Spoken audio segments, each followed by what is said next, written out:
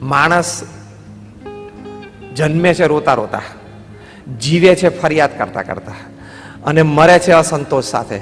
નકામું ગયું કે છે. એવું આપણે ન થાય એની માટે આ ઇનક્રેડિબલ લાઈફનો સેમિનાર છે કે ફરિયાદ કરતા કરતા ન જીવીએ. કારણ કે જન્મ્યા ત્યારે રોવું કે ના રોવું એ તો આપણા હાથની વાત નહોતી, સમજદારી પણ નહોતી. પણ પાછલા બે મુદ્દા, ફરિયાદ કરતા કરતા ન જીવીએ, રાગ દ્વેષ મનમાં રાખીને ન જીવીએ, અને પૂર્ણ સંતોષ સાથે ને આનંદ સાથે મરીએ, એવું જીવન તો બધાએ જીવું છે ને. Yes or no? That is called incredible life. ઘણા બધા ડાયમંડના વેપારીઓ બેઠા છે. ડાયમંડનો બેઝિક એટમ કાર્બન છે. કાર્બન એટમ્સ ભેગા થાય છે એટલે કાર્બન એટલે ડાયમંડ બને છે. પણ તમને એ પણ ખ્યાલ હશે કે જે કોલસો છે ને એનું પણ બેઝિક સ્ટ્રક્ચર કાર્બન જ છે.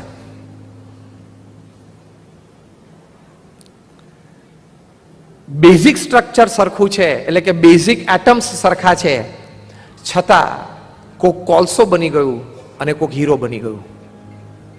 કોકની લાઈફ ફિઝુલ ગઈ અને કોકની લાઈફ ઇનક્રેડિબલ થઈ ગઈ.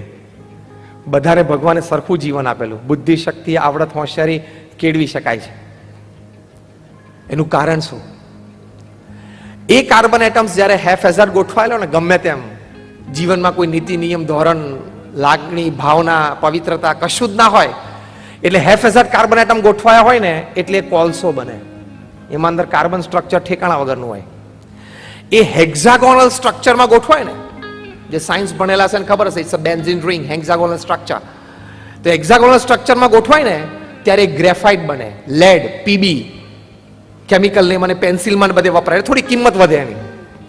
એના એ જ કાર્બન એટમ જ્યારે ટેટ્રાહેડ્રલ સ્ટ્રક્ચરમાં ગોઠવાય ને ત્યારે એ ડાયમંડ બની જાય. એમ ભગવાને આપણને બધાને 70-80 વર્ષનું જીવન આપ્યું છે.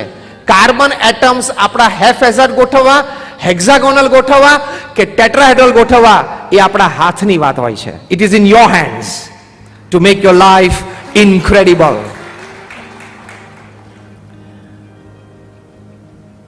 હમણાં સમાજમાં 2-3 ઘટનાઓ બની, એની પરથી લોકો જીવનને શું માને છે, જીવનને કઈ દ્રષ્ટિકોણથી જોવે છે અને કેવું જીવન જીવે છે.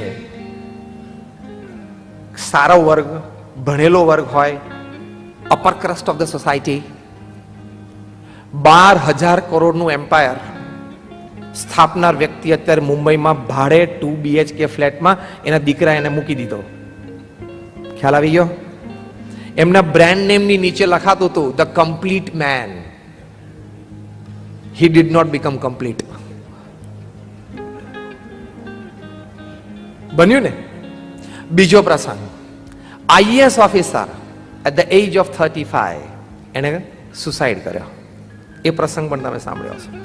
ત્રીજો પ્રસંગ, મુંબઈમાં એક 65-70 યર ઓલ્ડની લેડી એકલા રહેતા હતા ફ્લેટમાં, એ મૃત્યુ પામ્યા.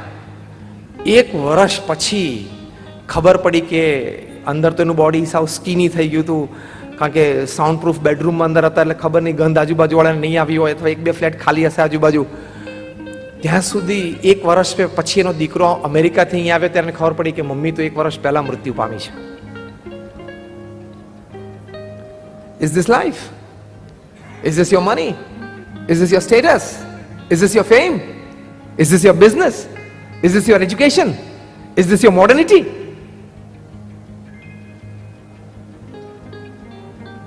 આ 3 પ્રસંગોએ તો આખા સમાજને હલાવી નાખ્યો. એટલે આપણે ઘણી વખત આપણી વિચારધારાથી જીવીએ છીએ. એ વિચારધારા શાસ્ત્રોક્ત, એ વિચારધારા મહાન પુરુષોને માન્ય, અને મહાજનો યેન ગતઃ સ પંથા, એટલે કે મહાજનો, મહાન વ્યક્તિઓ જે પથ ઉપર ચાલ્યા છે એ પથ ઉપર ચાલવા માટે પ્રયત્નશીલ થવા માટે આ વિચાર યોગ્ય છે કે નહીં એ તો ચેક કરવું પડે ને. Because you learn always from the life of great personalities. આપણે કંઈક વિચારતો હોય, સામેવાળી વ્યક્તિ કંઈક વિચારતી હોય. એક સાહજિક વસ્તુ યાદ આવી ગઈ. નહીં, પેટ કૂતરો હોય ને એને રમાડવા માટે લઈ જાય ને એટલે પેલો માલિક આમ બોલ ફેંકે અને પેલો કૂતરો દોડીને બોલ લઈને પાછો આપી જાય, બરાબર? ફાર્મ હાઉસ પર તમે ઘણું આવું જોયું હશે. અત્યારે તો આ રમત આપણે જોઈએ છે કે માણસ છે કૂતરાને રમાડે છે. ભવિષ્યમાં વી ડોન્ટ નો કે ડોગના માઇન્ડનું પણ એનાલિસિસ ડિટેલમાં થાય 50-100-150 વર્ષ પછી, ત્યારે કદાચ એવું બહાર નીકળે કે કૂતરો એવું સમજતો હતો કે મારા માલિકને બોલ ફેંકવાની બહુ મજા આવતી હતી ને એટલે વારે વારે બોલ લઈને એને આપતો હતો, એટલે એકચ્યુઅલી કૂતરો એના માલિકને રમાડતો હતો. એ તો હવે એનાલિસિસ થાય ત્યારે ખબર પડે. અત્યારે તો આપણે એવું જાણીએ છીએ કે ભાઈ માલિક કૂતરાને રમાડે છે, પણ હવે કૂતરો માલિકને રમાડતો હતો એટલો ઇન્ટેલિજન્ટ છે કે નહીં હજી 50-100 વર્ષ પછી ખબર પડશે. Different angles, different view points, એટલે જીવન જીવવાની દિશા મળતી નથી આપણને. અને વ્યાખ્યાઓ બદલાતી રહે, સમજદારી બદલાતી રહે, એટલે ઇનક્રેડિબલ લાઈફ સુધી આપણે પહોંચી નથી શકતા. જો પહેલાના જમાનામાં ગામડામાં લોકો પાસે બળદગાડા અને ઘોડા હતા, એમાં જો કોકની પાસે ગાડી હોય ને તો એ પૈસા વાળો કહેવાતો. આજે રિવર્સ, શહેરમાં બધા પાસે ગાડી છે, એમાં જો કોકની પાસે ઘોડો હોય ને તો એ પૈસા વાળો કહેવાય. યસ ઓર નો? વ્યાખ્યા બદલી ગઈ ને,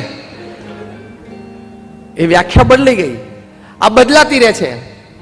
આવા બધા વિચારોના ઘમસાણો વચ્ચે આપણને ઇનક્રેડિબલ લાઈફની દિશા જ મળતી નથી. અને દિશા જ ના મળે તો પછી શું કરવાનું? તો ઇનક્રેડિબલ લાઈફ જીવવા માટે આવા મહાપુરુષોના જીવનમાંથી શીખ રૂપે the first and the foremost point, પહેલી અગત્યની વાત છે, આપણી તમામ જવાબદારીઓ નિષ્ઠાપૂર્વક આપણે બજાવવી જોઈએ. આ ઇનક્રેડિબલ લાઈફનો પહેલો મુદ્દો યાદ રાખજો. આપણી તમામ જવાબદારીઓ આપણે નિષ્ઠાપૂર્વક બરોબર બજાવવી જોઈએ. Every problem has a solution.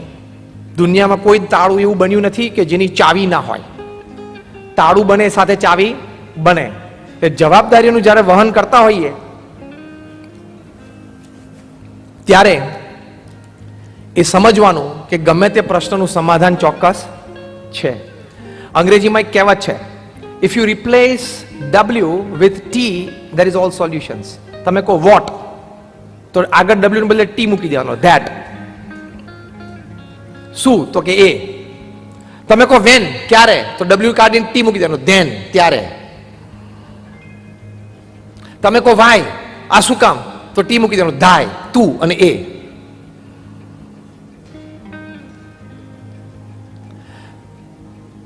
Every problem has a solution. દરેક પ્રશ્નનું એક સમાધાન છે જ. એ સમાધાન આપણે દ્રષ્ટિ સમક્ષ રાખીએ તો વ્યવહારિક સાંસારિક બધા પ્રશ્નોનું સમાધાન એમાં રહેલું છે, એ નિશ્ચિત છે. 5 રીતે સમાધાન કોઈ પણ વ્યવહારિક કે સાંસારિક પ્રશ્નનું આવે. પહેલો નિર્ણય. નિર્ણય કદાચ તાત્કાલિક નહીં લઈ શકાય તો એ પ્રશ્નને સમય આપવાનો. થોડો સમય ગયા પછી પણ પ્રશ્ન ન સોલ્વ થતો હોય તો સમજણ રાખવાની કે ઇટ વિલ કન્ટિન્યુ લોંગર. ઘણા વખત સમય સમજણ પછી પણ એ પ્રશ્નનું સમાધાન ના આવે તો સાંખ્ય રાખવાનું, ભૂલી જવાનો, ફોરગેટ ધ ક્વેશ્ચન. અને એના પછી પણ જો ભૂલાય નહીં તો નસીબ માનવાનું. The question also stands, the problem also stands, you also stand. Simple. પણ રડવાનું નહીં, દબાઈ નહીં જવાનું, પાછા નહીં પડવાનું. પ્રશ્ન તો આવે તો નિર્ણય લઈ લેવાનો, નિર્ણયથી ના પતે તો સમય આપવાનો, સમયથી ના પતે તો સમજણ રાખવાની, સમજણથી ના પતે તો સાંખ્ય કરવાનું, સાંખ્યથી ના પતે તો નસીબ સમજીને ચલાવી લેવાનું. બીજું શું છે? as simple as that. Either solve your problem, either live it or live with it. Simple. કાં તો પ્રશ્નનું સમાધાન લાવવાનું, કાં તો પ્રશ્નને છોડી દેવાનો, અને કાં તો પ્રશ્ન સાથે જીવતા શીખી જવાનું. આ 3 જ ઉપાય છે. આ માસ્ટર કરીએ ને આ આર્ટને, that is called incredible life. Either solve your problem or leave your problem or live with your problem. Simple. આને incredible life કહેવાય. તો એ વાત એ આપણે આપણા હૃદયમાં દ્રઢ કરવાની કે every problem has a definite